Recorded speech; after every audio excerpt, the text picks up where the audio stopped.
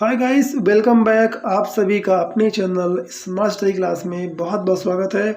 Guys, आप जानते हैं कि मैं आपके लिए नई नई स्टोरी लेके आता रहता हूं जिससे आपको इंग्लिश सीखने में काफ़ी आसानी हो। बिकॉज इंग्लिश स्टोरीज़ को पढ़ना और उससे इंग्लिश सीखना, इंग्लिश के नए नए वर्ड सीखना और ग्रामर सीखना ये बहुत अच्छा होता है, क्योंकि इसमें पढ़ने से इंटरेस्ट भी रहता है और आपको सीखने में बोरिंग भी नहीं लगती है। तो फ्रेंड्स, सबसे पहले मैं आपको हमारी वीडियोस को लाइक करने के लिए और शेयर करने के लिए धन्यवाद देना चाहता हूं। इसके बाद चलिए मैं शुरू करता हूं। आज की हमारी स्टोरी है the fox and the crow, यानी लोमड़ी और कौवे की कहानी है। फ्रेंड्स, ऐसे ही आप वीडियोज को लाइक करते रहा करिए ताकि मैं आपके लिए और ज़्यादा मेहनत करूँ, आपके लिए और बेहतर तरीके से वीडियो बनाने का मैं पूरा अपना प्रयास करता रहता हूँ। और गाइस, मेरी भी यही मंशा है कि आप बहुत जल्दी इंग्लिश को सीखें, और उसके लिए ज़रूरी है कि आप ज़्यादा से ज़्यादा इंग्लिश को पढ़ें, ज़्यादा से ज़्यादा सुनें, ठीक है, और नए नए वर्ड्स सीखते रहें। जितना फास्ट ही करेंगे आप उतनी ही फास्ट इंग्लिश को सीख पाएंगे। तो चलिए फ्रेंड्स, आज की हम स्टोरी को शुरू करते हैं। स्टोरी का टाइटल है the fox and the crow, लोमड़ी और कौवा। ठीक है, चलिए देखते हैं। इसकी कहानी बहुत ही फेमस है, बहुत ही इंटरेस्टिंग है। देखिए, तो आपको क्या है, बहुत ध्यान से सुनना भी है ताकि आपको रीडिंग जल्दी आए, और साथ साथ आप नए नए वर्ड्स को ध्यान से सुनेंगे, समझेंगे, तो आपको बहुत सारे वर्ड याद भी हो जाएंगे। ठीक है, कुछ वर्ड्स को आप नोट भी कर सकते हैं। जैसे देखिए, वंस, स्टोरी में ये अक्सर वर्ड आता है। वंस का मतलब होता है एक बार। एक बार a fox was feeling very hungry. Feeling very hungry मतलब कि बहुत तेज भूख लगना। तो क्या एक लोमड़ी को बहुत तेज भूख लगी हुई थी। ठीक है, वो बहुत तेज भूख महसूस कर रही थी, ऐसा भी आप कह सकते हैं। ही, चूँकि वो लोमड़ी जो है वो एक मेल था, है ना, पुरुष लोमड़ी था, जिसके लिए वजह से हम उसको ही कह रहे हैं, क्योंकि ही का प्रयोग होता है पुरुष के लिए। ठीक है, ही यानी वह क्या किया, roamed here and there in search of food, यानी वह, रोम यानी होता है घूमना, यहाँ वहाँ घूमना, रोम करना। ठीक है, घूमना। वो हियर एंड देयर, यहाँ वहाँ, इन सर्च ऑफ फूड, फूड की तलाश में, फूड की यानी भोजन की तलाश में, सर्च यानी तलाश या खोज। बट लेकिन, कुड नॉट फाइंड, लेकिन नहीं पा सका। कुड यानी सका या पाया, यानी नहीं पा पाया या नहीं पा सका। एनीथिंग टू ईट, एनीथिंग यानी कुछ नहीं, टू ईट यानी खाना, खाने के लिए, यानी वो खाने के लिए कुछ नहीं पा सका।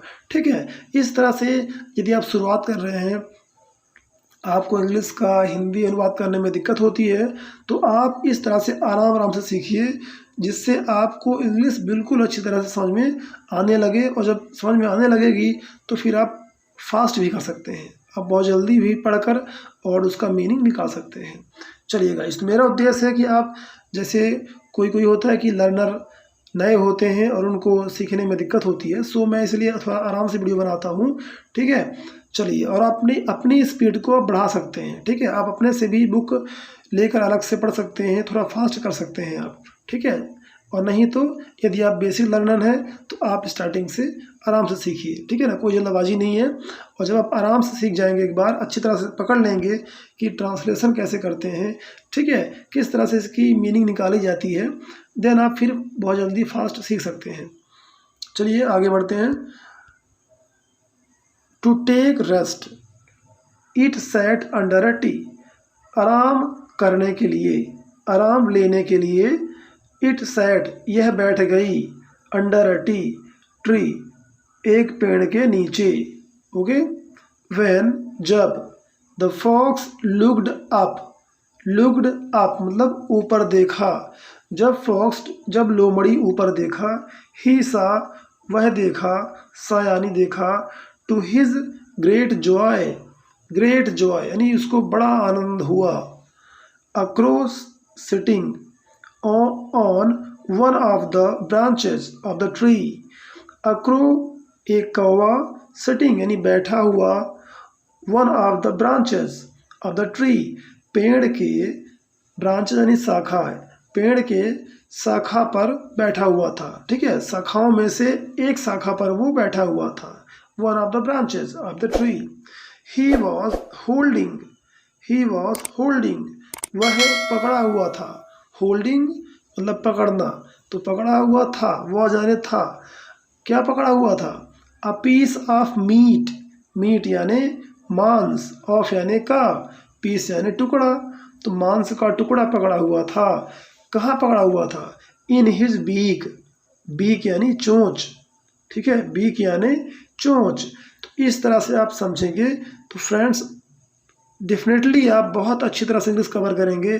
ठीक है, क्योंकि इस तरह से करने से आपको इंग्लिश बहुत बेहतर समझ में आएगी, आपके माइंड में चढ़ेगी, देन आपकी हैबिट हो जाएगी, तो आप बहुत अच्छा कर पाएंगे। चलिए नेक्स्ट देखते हैं।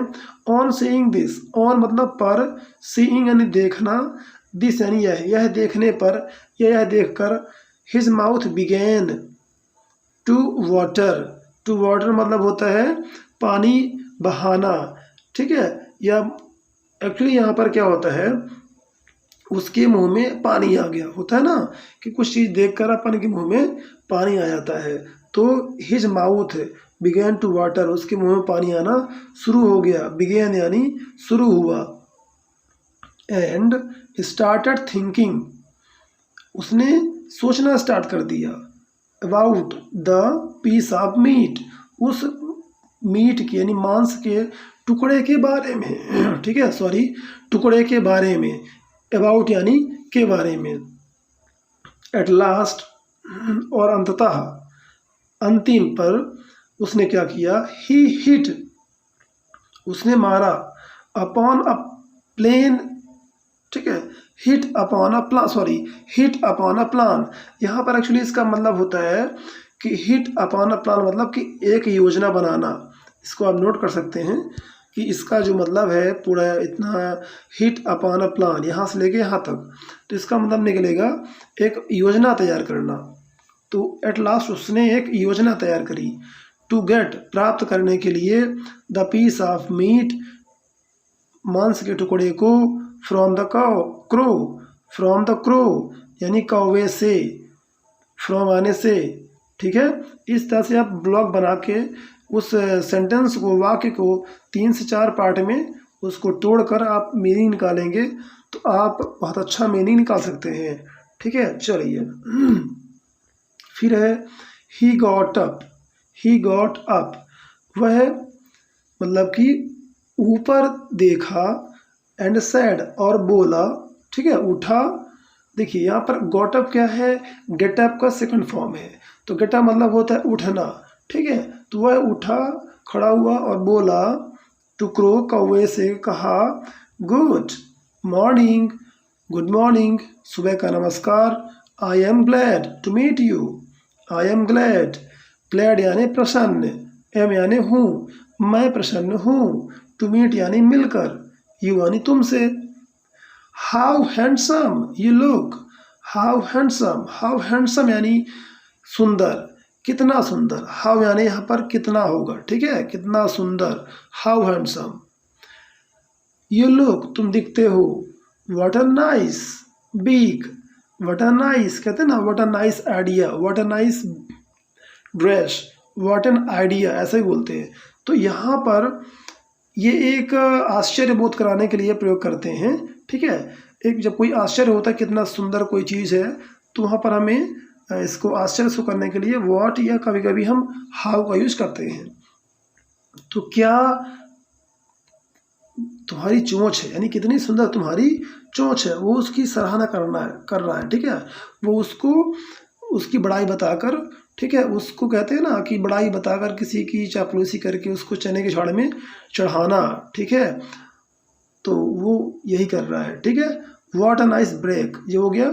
यू हैव, तुम्हारे पास है, यानी तुम्हारी कितनी सुंदर बीक है, बीक यानी चोंच। देखिए एक वर्ड होता है वीक, एक होता है बीक, तो ये है बीक, बा वाला बीक, इसका मतलब होता है चोंच। एक होता है वीक, ठीक है, WEAK, वीक यानी होता है कमजोर। ठीक है, तो डाउट मत होइएगा। नेक्स्ट है but if you could sing, यदि तुम गाओ यदि तुम गा सको, ठीक है, यदि तुम गा पाओ। सो स्वीट, बहुत मीठा। As you are beautiful, because, क्योंकि, देखिए यहाँ पर एज यानी हो रहा है क्योंकि तुम बहुत सुंदर हो, ठीक है। तो यदि तुम गा पाओ तो तुम बहुत सुंदर हो। यू कुड विन, तुम जीत सकते हो क्या? For your self the title of queen of the birds. यदि तुम गा पाओ, ठीक है, तो तुम क्या जीत सकते हो? तुम जीत सकते हो क्या? खुद के लिए, फॉर योर सेल्फ यानी खुद के लिए, द टाइटल ऑफ यानी एक शीर्षक, एक तुम नया नाम जीत सकते हो। कौन सा नाम? क्वीन ऑफ द बर्ड्स, पक्षियों की रानी का ये जो खिताब है, टाइटल है, तुम जीत सकते हो। ऐसा उसने उससे बोला, ठीक है। चलिए देखिए इसके बाद क्या होता है। ही गॉट अप, वह उठा, ठीक है। एंड सॉरी ये तो हो चुका है, अपन आगे शुरू करते हैं लास्ट पैराग्राफ। ओके चलिए। He the foolish crow was taken in by the oily talk of the fox. तो मूर्ख कौवे ने, है ना, मूर्ख कौवा क्या हो गया? Taken by in the oily talks. देखिए ऑयली टॉक्स मतलब होता है कि जैसे हम चिकनी चुपड़ी बातें करते हैं ना, बोलते हैं ना कि बहुत चिकनी चुपड़ी बातें करके उसने उसको फंसा लिया, तो ऑयली टॉक्स कहते हैं। ऑयली टॉक यानी चिकनी चुपड़ी बातें। तो फॉक्स की ऑफ यानी का लोमड़ी की चिकनी चुपड़ी बातों में वो फंस गया। ही फेल्ट हैप्पी, वो बहुत खुश महसूस किया। ही, वह, at once opened his beak to sing, वह तुरंत, एट वंस यानी तुरंत, ओपनड खोला, हिज बीक अपनी चोंच, टू सिंग गाने के लिए। एज जैसे ही, एज यानी जैसे ही गैव आउट अ लाउड कॉ, जैसे उसने क्या दिया? एक तेज लाउड कॉ, है ना, कौवे की आवाज़ को कॉ कहते हैं ना, क्रो, कॉ कॉ कॉ करते हैं ना, उसी को इंग्लिश में कॉ कहते हैं। जब उसने तेज से लाउडली उसने कॉ किया, तो इन हिज क्रैक्ड वॉइस, अपनी फटी आवाज़ में, क्रैक्ड वॉइस यानी फटी आवाज़, द पीस ऑफ मीट, टुकड़े का मांस, फेल डाउन, गिर गया, नीचे गिर गया, ऑन द ग्राउंड, ग्राउंड पर, ऑन द ग्राउंड, ग्राउंड पर। The fox picked up, pick up यानी होता है उठा लेना, पिक्ड इट अप यानी उसे उठा लिया, पिक यानी उठा लेना, ध्यान दीजिए, ठीक है। पिक अप ये बहुत कॉमन वर्ड है, बहुत ज़्यादा यूज करते हैं। पिकअप कर लेना, उठा लेना, या किसी को जाके रिसीव कर लेना। एंड एट, एट खा लिया, एट क्या है? ईट का second form, ate, it up उसे खा लिया, एट वंस तुरंत। द पुअर क्रो, यहाँ पर पुअर मतलब होता है बेचारा, ठीक है। पुअर मीन्स गरीब भी होता है, बट यहाँ पर पुअर का मीन्स क्या है? बेचारा से है, तो इसका दूसरा मतलब बेचारा ही होता है। तो बेचारे कौवे ने क्या किया? हैड टू रिपेंट, उसको पछताना पड़ा। हैड टू यानी कि कोई काम जिसे करना पड़ा हमें, तो उसे पछताना पड़ा, रिपेंट यानी पछताना। ऑन हिज फूलिशनेस, फूलिशनेस यानी मूर्खता, तो अपनी मूर्खता पर, ऑन हिज यानी अपनी मूर्खता, ऑन यानी पर, उसको क्या करना पड़ा? पछताना पड़ा। तो इस स्टोरी से क्या मिली मोरल? मोरल क्या मिली? मोरल मतलब शिक्षा। आपने ये स्टोरी पढ़कर शिक्षा क्या ली, ठीक है। तो ये हो गया मोरल।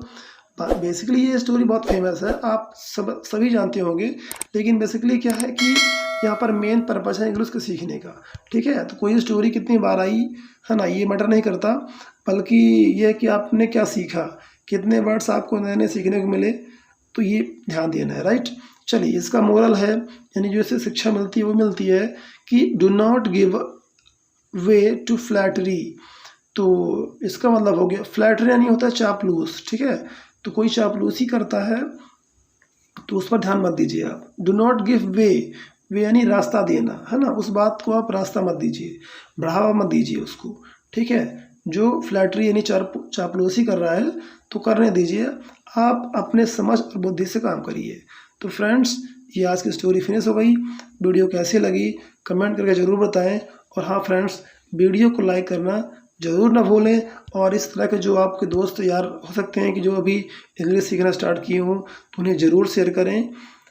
आप सभी का बहुत बहुत धन्यवाद मेरी वीडियोज़ को लाइक करने के लिए और अपने फ्रेंड्स को शेयर करने के लिए। Thanks for watching guys again.